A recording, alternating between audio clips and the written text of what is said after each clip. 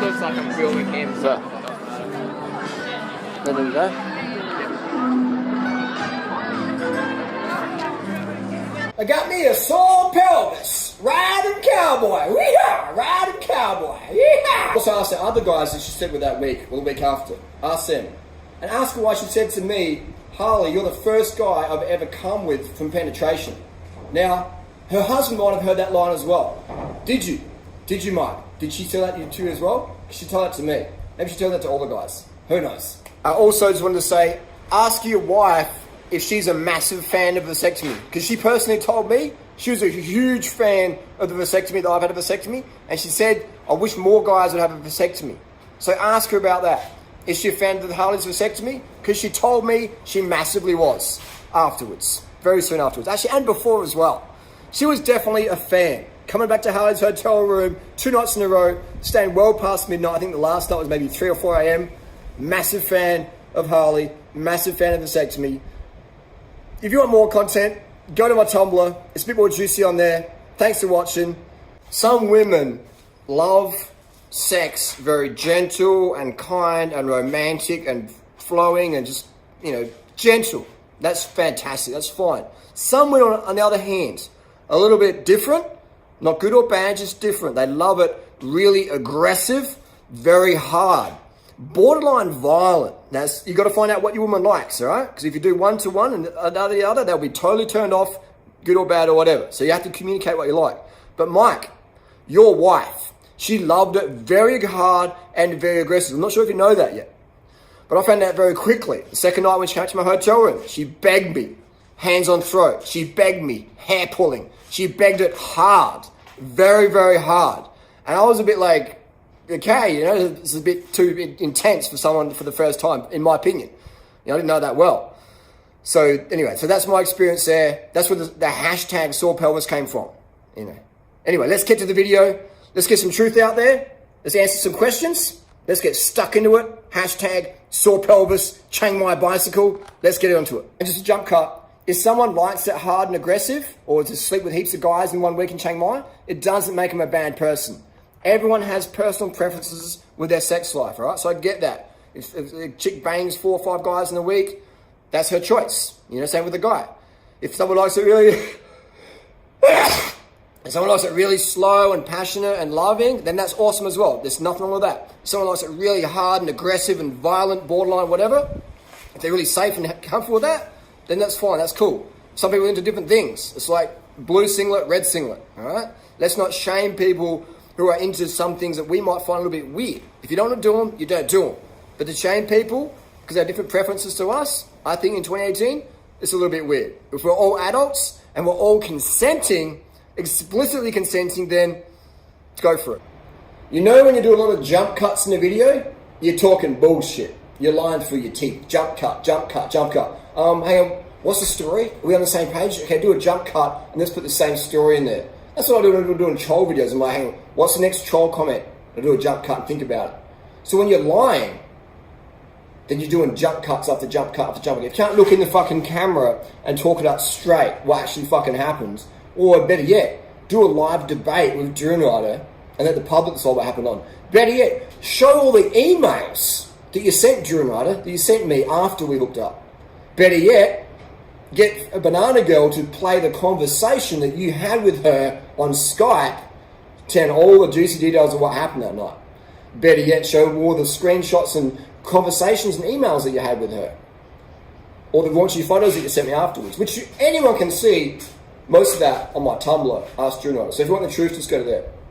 There's people out there claiming rape or whatever, and they're selling a fucking ebook in that as well.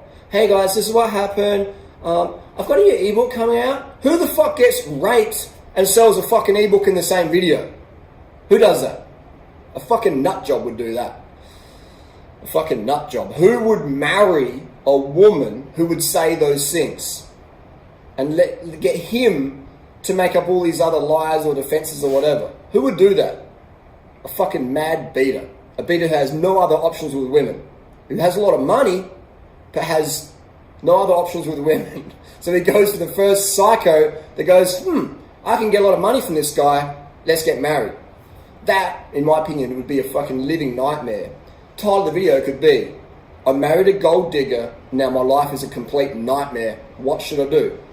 What should you do? I would get Banana Girl on the banana phone and say, hey, Banana Girl, what did my now wife say to you back in 2015? And those emails that she sent you in that conversation, what was that about? Why would my wife say that? And Banana Girl will fucking set you free. Alright? She'll help you peel off the layers of lies that your wife... This is a really interesting thing. I can't believe a guy is so fucking dumb he would believe a gold digger narc like that. But maybe he's in on it, and it's maybe this is some weird... sexual fucking, I don't know, some weird shit going on. I don't know. What do you think? Do you think he actually believes it to be true? Or do you think he's in on the scam, raising money for lawyers which never fucking contact me ever? People know where I live in Australia. They know where I live in Thailand. I'm an easy guy to fucking find. Everyone knows my fucking email, Durianrider@gmail.com. I'm not a hard guy to reach. Everyone knows where I am. Follow me on Strava. You can see exactly where I am in any day in the world, pretty much, 99% of the time. I'm not a hard guy to track down, alright? Unless I'm on set doing these sort of videos. You know, so you've got all this shit out there. These fucking jump cut motherfuckers. You know? These jump cut motherfuckers. Do a live debate with me. Just once. Right? Put it all out on the table. But these people don't do that. They hide behind jump cuts and fancy edits, put up a little kitten as a distraction in there, and reference to some random fucking law case where I got assaulted a couple of years ago. Ask Carbstrong what happened. Ask Griff. They'll tell you what fucking happened. Those guys wouldn't back me up in court. But again, they're not going to lie to you, are they? Because they're honest citizens. So if you ask Carbstrong or Griff, what actually happened on Kensington Road that time? Did Harley get knocked off his bike, punched or pushed or whatever? What actually did happen? Ask them that question. Or better yet, ask the beater pussy out there who pushed me off my bike, who knocked me off my bike, what the deal is and why he did that. Alright. We're back on again. The tripod's jumping around. It's very fucking windy today. I'm filming when I'm sat here, filming this little shed, hiding out. But yeah, we have these fruitcakes out there. I can't call them much other than fruitcakes.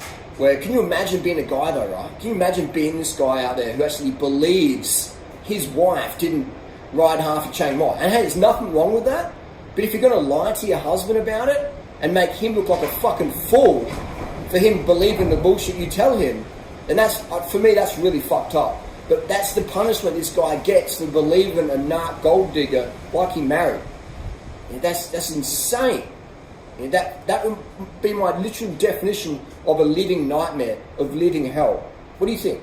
That you're going to defend someone who gets you to destroy your own reputation of making up lies about someone that they fucked because they thought they're going to become the next Banana Girl or whatever. And I was single at the time. I needed a distraction. I was feeling a bit down, being feeling just broken up after almost 8-9 years. And I had this, girl, this woman, 24, 25, 26, however old she was, knocking on my hotel room door, second night in a row, coming back, just, really pushing it hard, just all over me, really pushing it, escalating it hardcore. I'm just like, okay, may as well, because we were sort of friends. Me and this Kiwi lady, Hannah, were mates. And so she kept coming back to my hotel room after midnight. I'm like, okay, may as well. And I was feeling a little bit down and out there, breaking up with Banana Girl in Thailand. Actually, she broke up with me that time, the first time out. It was her choice to split up with me. So I was just like, what do I do? I was feeling really, really, not lost, but I guess you could call it lost. Just feeling out of place. And I had all these women just throwing themselves at me. Because when you've got social media status, and women can see what you can do for other women, they're just all like, they want to jump on that and ride that, pun intended, that social media climb, that ladder. They want to ride up that ladder. So that's what a lot of guys continue. Like, Harley, it's easy for you. Women throw themselves at you. You can build their careers. You can turn them into millionaires. You can turn them into social media sensations relative to their individual potential. So women are just jumping at you. So all your relationship advice means fuck off. But that's another video for another story. So, it's a crazy world out there where people will make up these lies, But the thing is, this guy's married this girl. So this video, I don't really give a fuck what people say about me that much. I'm 41, life's fucking short. People are going to fucking say what they want to say about you on the internet. I would rather leave a legacy so guys out there can learn from my mistakes, my experiences, and from these other beta Norwegian guys' experiences. If you hook up with a fucking psycho gold digger, how do you even know who they are? You don't really know who they are. I thought this chick was pretty legit. And I bet this guy did as well. But all he has to do, like I said before, ring up Banana Girl and ask Banana Girl, what actually happened with my wife and your ex in October 2015? What actually did happen? Why did she send him all those raunchy shots afterwards and the emails and all that correspondence? Why did she do that? Banana Girl, set me free. That's all this guy has to do. And he'll know the fucking truth.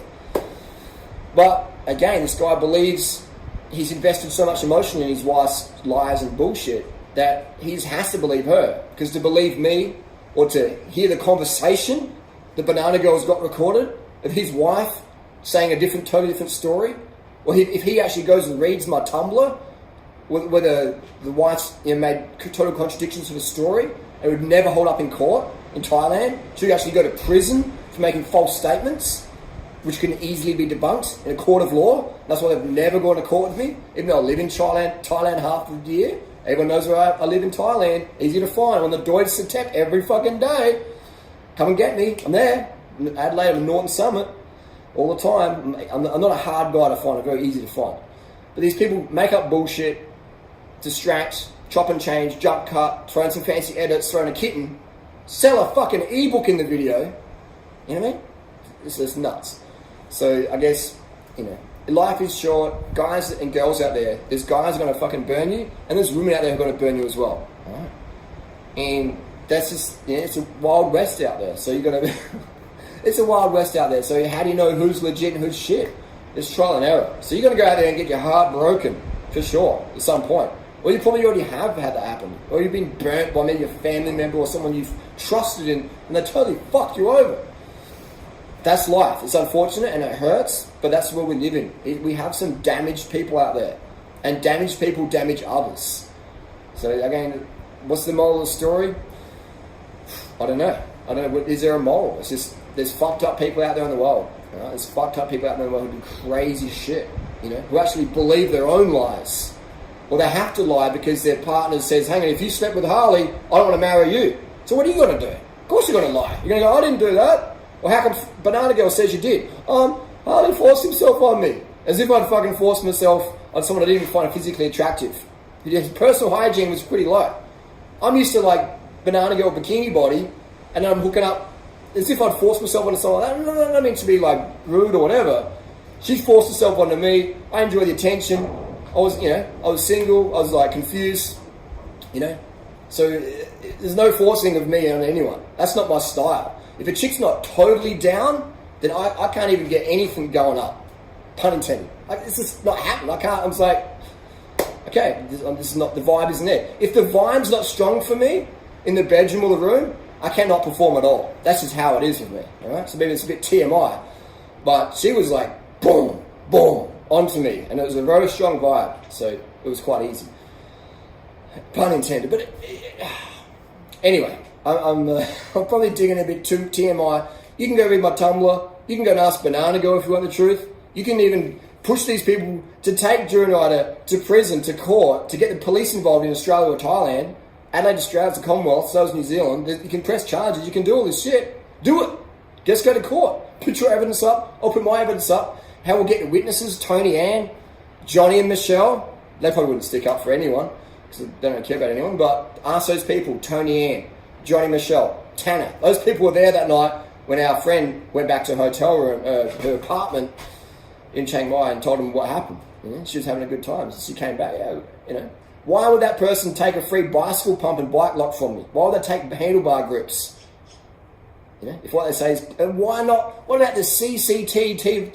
The CCTV? Can't say it properly. What about that from the hotel room that night, outside? What about the recordings? What about the emails? What about the What about the conversations with Banana Girl, disclosing what happens?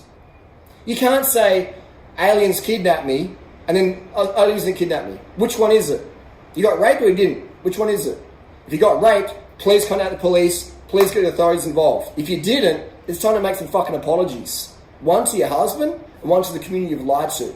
Me, I don't really give a fuck, so I don't even care about you. But it is really, really bad that women out there, even men as well, would make strong fake accusations. It discredits all the genuine victims out there. So you went and banged a celebrity, he pumped and dumped you, you felt a bit used, he went back to his famous girlfriend, and you're sitting there like, oh my God, and now your husband-to-be is going, did that happen? You're like, oh, that didn't happen. You made a mistake, fucking own it. Be a fucking adult. Don't be a lying, psycho, narc, bitch, please. That goes for guys and girls. Just be fucking good people.